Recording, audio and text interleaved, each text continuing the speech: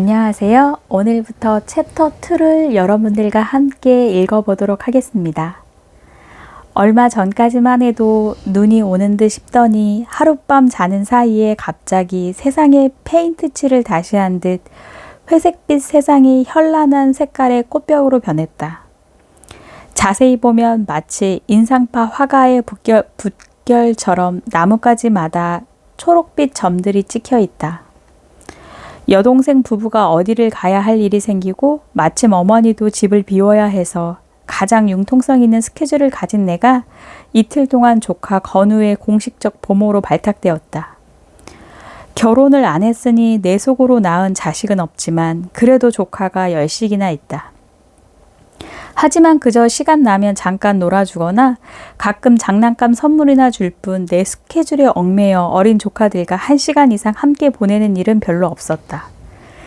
그러니 갑자기 아침에 깨워서 유치원에 보내고 파하는 시간에 데려오고 식사를 챙겨 먹이고 밤에 책을 읽어주고 재우는 데까지 온종일 건우와 보낸 이틀은 아직도 기억에 남을 만큼 내겐 새로운 경험이었다. 무엇보다 나는 겨우 5살밖에 안 된 어린아이가 온전한 하나의 인격체라는 사실에 놀랐다. 나름대로의 생각이 있고 자기 식대로의 방법이 있고 그리고 자기 자신 생각을 아주 논리적으로 말로 표현했다. 진정한 의미의 대화를 나눌 수 있는 것은 물론 일상적인 어휘력은 나의 수준과 같았다. 아니 오히려 내가 모르는 단어도 많이 알고 있었다. 그런데 한 가지 건우와 내 말투 사이에 다른 점이 있다면 감탄사였다. 건우는 말할 때마다 우와, 되게, 짱, 됐다 등 감탄사와 강조 부사를 많이 사용했다. 예컨대 이모, 이 사탕 되게 맛있어. 우와, 이모, 저 로봇 짱 멋있지? 이모, 나 이거 됐다 재미있어. 등등 말끝마다 느낌표가 따라붙는 것이었다. 특히 자연에 대한 건우의 반응은 경이로움 그 자체였다. 흐드러지게 핀 백일홍 나무를 보더니 이모 빵 하고 꽃 폭죽이 터졌나 봐. 우와 됐다 예뻐. 하지를 않나 하늘을 보고는 와 이모 저거 봐. 하늘 되게 크지? 와 저 구름 좀 봐. 춤추는 하마 공둥이 같아 하고 신기해하는 것이었다. 한 번은 차로 강변도로를 달리는데 건우가 갑자기 강물을 가리키며 말했다. 이모, 저 꼬불꼬불한 물 되게 예쁘지? 홀깃보니 강물에 햇빛이 반사되어 반짝이고 있었다. 나는 건우가 반짝반짝과 꼬불꼬불을 잠시 헷갈려 하는 줄 알았다. 물이 어떻게 꼬불꼬불해 반짝반짝하다는 말이지? 내가 운전을 계속하며 물었다. 아니야, 자세히 봐. 반짝반짝하지만 꼬불꼬불하잖아. 자세히 보니 과연 수천 개, 수만 개의 작은 물결로 수면이 꼬불꼬불했다. 한 번은 뜰에 구부리고 앉아 나무 젓가락으로 땅을 쑤시던 건우가 말했다. 이모, 이 작은 게 점만한 게 움직여. 와, 이것도 생명이 있나 봐. 우와. 5살짜리 어휘 속에 생명이라는 말이 들어있는 것이 신기했다. 나뭇가지마다 빼곡히 핀 꽃도 큰 하늘도 뭉게구름도 햇빛이 반사되는 수면도 전만한 생명도 내겐 너무나 익숙해서 하나도 새로울 것이 없지만 이 세상에 태어나서 5년이 채 안 된 건우에게는 이 모든 것들이 다 경이롭고 놀라운 것이었다. 미국의 사상가 에머스는 우리는 모두 오감을 넘어선 어떤 초월적인 감각을 갖고 태어난다고 했다. 즉 누구나 본능적으로 이 세상의 아름다움을 보고 동화하고 감격하고 환희를 느낄 수 있는 능력을 갖고 있다는 것이다. 이 어린아이의 마음은 불행하게도 살아가면서 삶의 무게에 짓눌려 우리 속 깊숙이 숨어버리기 일쑤이지만 아주 사라지는 것은 아니어서 아무리 악한 사람이라도 마음속 어딘가에는 아름다운 것을 보고 감탄할 줄 알고 불쌍한 것을 보고 동정할 줄 아는 여리고 예쁜 마음이 있다는 것이다. 언젠가 미국의 소년 갱생학교에서 사목하시던 신부님이 해주신 이야기가 기억난다. 강간범, 살인범 등 강력범만 수용되는 이곳에 하루는 어느 장난감 회사에서 봉사자들이 나와 함께 봉제 왕구를 만들었다. 헝겊 조각들을 이어 꿰매고 솜으로 속을 채우고 단추로 눈을 붙이고 원생들은 각자 하나씩 곰이며 토끼, 공룡 등을 만들었다. 밤이 되어 다시 독방에 감금된 청소년들에게 밤 인사를 하기 위해 신부님이 들렀을 때 소년들은 모두 자신이 만든 봉제 왕구를 곁에 두고 있었다. 첫 번째 방에는 토끼가 침대에 누워 있었고 두 번째 방에는 소년이 침대에 앉아 봉제 왕구 곰에게 무언가 말을 하고 있었다. 세 번째 방에 들리니 이미 소년과 공룡이 머리를 맞대고 나란히 누워 잠들어 있었다. 네 번째는 마이클의 방이었다. 그런데 마이클의 토끼는 침대 옆 책상 위에 혼자 나둥그러져 있었다. 신부님은 마이클에게 토끼와 함께 잘 거냐고 물었다. 미쳤어요? 장난감이랑 자게? 제가 5살 난 어린애인 줄 아세요? 마이클은 퉁명스러운 목소리로 대답했다. 아, 미안하구나.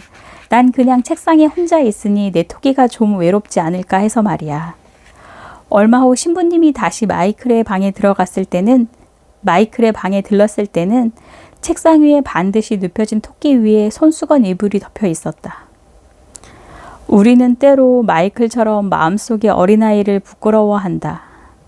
아니, 무섭게 덤벼드는 세파와 싸워 이기고 살아남는 길은 내 속에 어린아이가 나오지 못하게 윽박지르고 숨기고 딱딱하고 무감각한 마음으로 무장하는 것이라고 생각한다. 그러나 아무리 짓눌러도 우리 마음속 어린아이는 죽지 않는다. 아무리 숨겨도 가끔씩 고개를 내밀고 작은 일에도 감동하는 마음, 다른 이의 아픔을 함께 슬퍼하는 마음으로 우리 가슴을 두드린다. 아무리 무시해도 가끔씩 아름다운 세상을 보고 와, 되게 예쁘다 감탄하고 함께 행복해하고 싶어한다.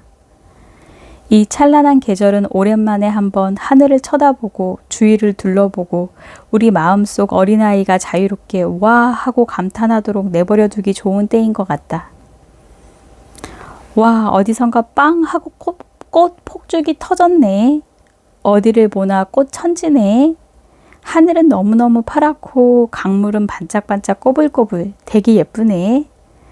와, 세상은 참 아름답구나. 늦음에 가나요. 나는 자주 지각을 한다. 약속에 20-30분쯤은 늦는 것은 보통이고 자랑은 아니지만 1시간 가까이 늦은 적도 꽤 많다. 기다리던 사람이 왜 늦었느냐고 물을라 치면 이런저런 이유를 대지만 대부분 핑계인 경우가 많다. 회의가 좀 늦게 끝났다거나 막 나오려는데 전화가 왔다거나 때로는 좀 더 강도 높은 변명이 필요할 때는 오는 길에 접촉사고가 났다는 거짓말도 불사한다. 물론 진짜 이런 이유들로 지각하는 경우가 있기는 하지만 더 많은 경우 내가 진짜 늦는 이유는 다른 데 있다. 이를테면 늦잠을 잤거나 괜히 가고 싶은 마음이 생기지 않아 미적거리거나 이제껏 하기 싫어 미루던 일을 약속 시간 바로 전에 새삼스러운 결의로 시작하거나 또는 TV를 보다가 프로그램이 너무 재미있어서 아니면 재미없어도 참고 이제껏 보고 있던 것이 억울해서 끝날 때까지 보려는 마음에서다. 아니, 때로는 잘 늦기로 평판이 나 있는 내가 정각에 도착하는 것이 괜히 자존심이 상한다거나 혹시 상대방이 나보다 늦게 도착하는 것을 미연에 방지하고자 하는 의도도 있다. 자주 늦는 버릇 때문에 간혹 나 스스로 공경에 빠지거나 남들에게 민폐를 끼치는 적도 많다. 그래서 가능하면 고쳐보려고 하지만 워낙 고질적이라 생각만큼 마음대로 되지 않는다. 이런 성향의 원인으로 나는 첫째 유전적 요인을 꼽는다. 약속에 잘 늦는 것은 장씨 가문의 전통이기 때문이다. 원조격인 아버지는 그 정도가 좀 심하셔서 약속 장소와 상관없이 2시가 약속이면 2시쯤에 슬슬 세수를 하기 시작하셨다. 그런데 이 시성을 가진 우리 어머니는 완전히 그 반대이시다. 약속 시간에 꼭 맞춰 가야 하는 것은 물론 적어도 10분을 일찍 가서 기다려야 직성이 풀리는 성격이시다. 그런데 유전적으로 늦는 성향이 우성인지 유감스럽게도 우리 여섯 형제는 모두 아버지의 성격을 물려받았다. 그래서 우리는 어렸을 때부터 아버지의 솔선수범하에 늦어도 별로 서두르지 않고 구태여 양심의 가책을 받지 않는 편리함을 함께 익히며 자랐다. 장씨들이 줄줄이 늦는 것을 옆에서 보시는 어머니는 늘 노심초사 애가 타셨지만 그래도 요새는 사위와 며느리나마 모두 당신과 같은 성향이어서 좀 위안을 얻으시는 듯하다. 그런데 여기서 명확하게 해둘 것은 늦는 것과 느린 것은 분명히 다르다는 점이다. 즉 우리 아버지와 형제들은 분명히 나와 다른 것이 늦기는 하되 절대로 느리지는 않는다는 것이다. 오히려 너무 빨라서 이것저것 많은 일을 하다가 늦는다. 손이 재고 발걸음이 빠르고 동시에 여러 가지 일을 할 수 있는 능력을 갖추었기 때문이다. 그러나 내가 늦는 이유는 순전히 느리기 때문이다. 물론 육체적 조건 때문에 느리게 걸을 수밖에 없기도 하지만 걷는 것 외에 글 쓰는 것, 책 읽는 것도 느리고 무슨 일을 해도 신속하게 처리하지 못한다. 어쨌든 그래도 나의 습성을 익히 아는 내 주변 사람들은 모든 일에 내가 늦어도 그러려니 너그러운 마음으로 이해해주고 기다려주기 때문에 이제껏 큰 불편을 모르고 살아왔다. 그제는 내가 오늘 LA로 간다는 것을 알게 된 한 고등학교 친구가 그곳에 사는 자기 동생에게 무슨 물건을 전해달라고 부탁을 해왔다.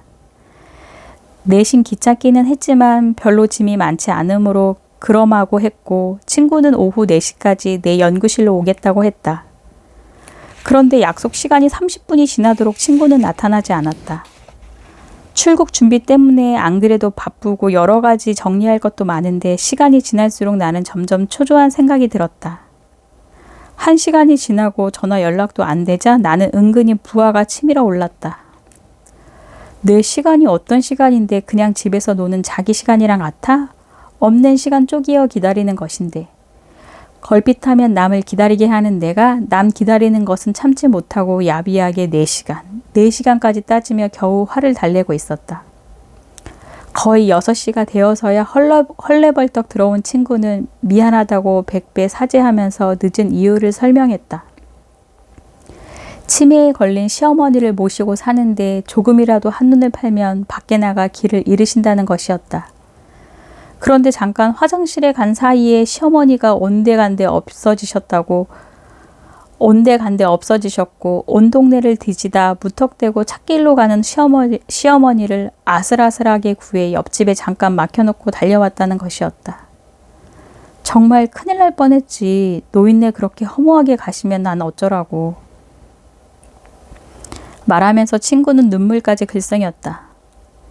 머리 빗을 시간도 없었는지 산발을 하고 본인은 모르는 모양이었지만 블라우스의 가운데 단추도 열려 있었다.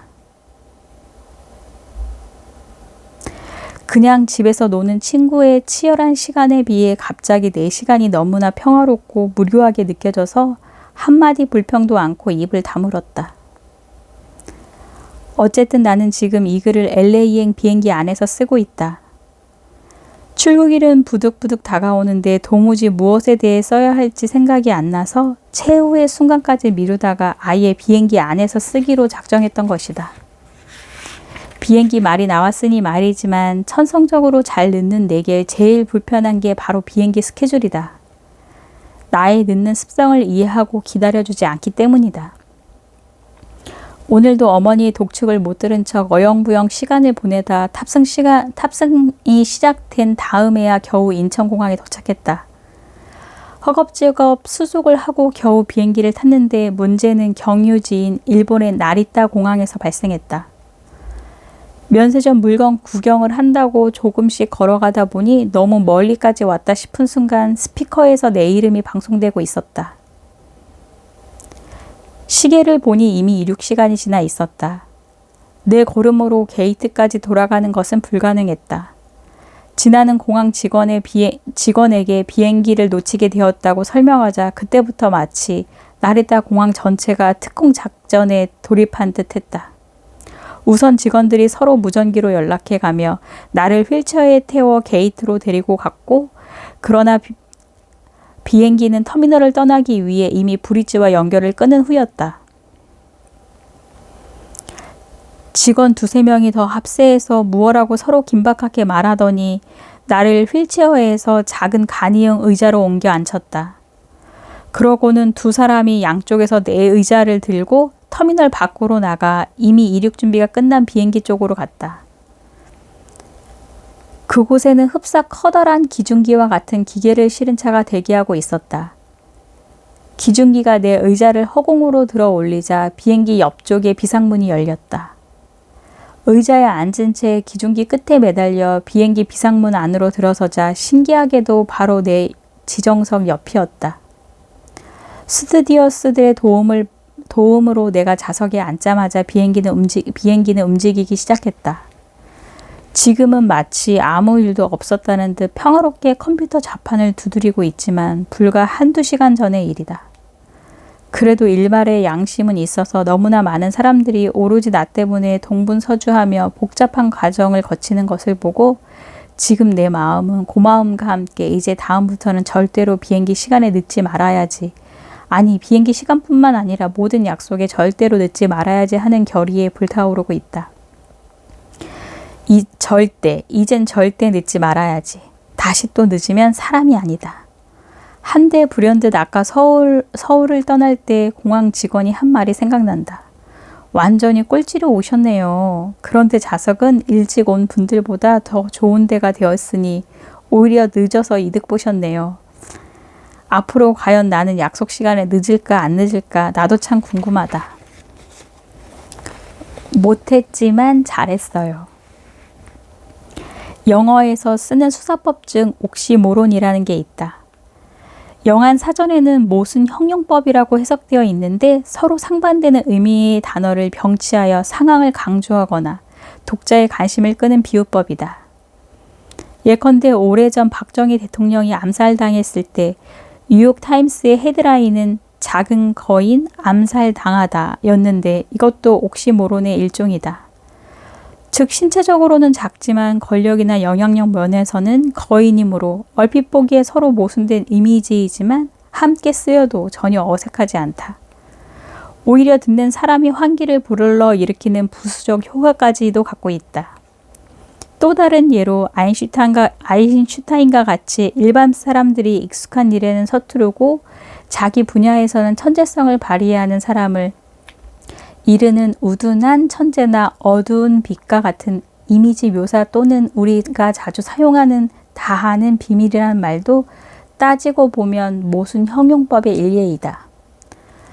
수사법을 가르칠 때 학생들에게 소개하려고 혹시 이해가 될 만한 표현을 접하면 적어두기도 하는데 얼마 전 무심히 텔레비전을 보다가 아주 재미있는 예를 발견했다.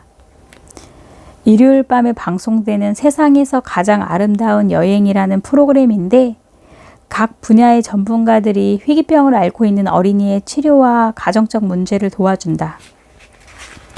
몇 주 전 프로그램은 가난한 장애인 부모 밑에서 자라는 초등학교 5학년 진호를 소개했다. 나이에 비해 몸집이 아주 작고 왜소한 진호는 작년까지는 건강했으나 올해 들어 목의 유전으로 조금씩 장애가 와서 팔과 다리가 휘기 시작하고 있었다. 친구들과 함께 뛰어놀 수 없어 늘 말이 없고 학교에서도 외톨이에 잘 웃지 않는 아이였다. 우선 소아정신과 의사가 진호와 면담을 했다. 몸이 불편해서 마음이 아픈 적이 있니? 항상 그냥 마음이 답답해요. 의사가 마음에 떠오르는 대로 그림을 하나 그려보라고 하자 진호는 집가 나무 한 그루를 그렸다. 이 나무가 지금 어떻게 느끼고 있을까? 하고 의사가 묻자 진호는 대뜸 대답했다. 외로워요. 그래서 슬퍼요. 자신의 외롭고 슬픈 마음을 그림 속 나무에 투사한 것이다. 전문가들은 늘 집에만 있는 진호 부모에게 다른 부모처럼 사회활동을 할 것을 권했고 신체 장애인인 진호 아버지는 주변의 도움을 받아서 직장 구하기에 나섰다. 또한 무언가 함께 가족 활동을 하는 것이 좋겠다는 조언에 따라 가족이 다 함께 볼링장에 가는 장면도 나왔다. 진호는 엄마 아빠와 함께하는 나들이가 신기하고 재미있는지 얼굴에 화색이 돌고 숨기려 해도 내내 입가에 웃음이 떠나지 않았다. 진호 아버지는 젊고 몸이 덜 불편했을 때는 볼링을 꽤 잘 쳤다며 아들에게 보여주고 싶어 했다. 아빠는 아들 앞에서 열심히 볼링을 쳤다. 하지만 오랜만에 치는 볼링이 잘 될 리 없었다. 10개의 핀 중에 고작 5개 맞히면 잘하는 것이었다. 종합 점수가 아주 낮게 나오자 진호 엄마가 민망한 표정으로 아들에게 말했다. 아빠 잘 못했지? 안 그래? 그러자 진호가 눈을 크게 뜨고 답했다. 아니요, 못했지만 아주 잘했어요. 즉, 객관적인 점수는 못했지만 사랑하는 아빠에 대한 자신의 주관적 점수는 아주 잘했다는 진호의 옥시모론적인 답변이었다. 지금 생각해보니 지난주에 어떤 장애인 단체의 모임에서 한 청각장애인 사회자가 한 말도 바로 모순 형용법이었다.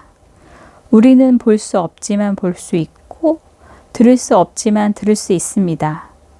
육체의 눈으로 볼 수 없지만 마음의 눈으로 다른 이의 기쁨을 보고 함께 기뻐할 수 있습니다. 육체의 귀로는 들을 수 없지만 마음의 귀로 다른 이의 아픔을 듣고 함께 아파할 수 있습니다. 주위 사람들의 배려로 친구도 생기고 성격도 많이 밝아진 진우를 보여주며 TV 프로그램은 끝이 났다. 못했지만 잘했어요. 진호의 훌륭한 모순 형용법 구사가 기억에 남는다. 그런데 사실 따지고 보면 우리 모두 다 진호 못지않은 모순 형용법 구사가 되릴지도 모른다. 정말 착한 마음을 먹었다가도 슬며시 에라 나만 착하게 산다고 누가 알아주나? 아무렇게나 살자. 나쁜 생각을 품기도 하고 다시 아니 그래도 인간인데 인간답게 살아야지 하는 마음으로 돌아오기도 한다. 그뿐인가? 잘난 사람과 못난 사람, 볼 수 있는 사람과 볼 수 없는 사람, 기쁜 사람과 슬픈 사람 등 서로 다른 사람들끼리 치고받고 싸우기도 하지만 결국 또 서로 보완하고 도와가며 함께 어울려 그런대로 한 세상 잘 살아가고 있지 않은가?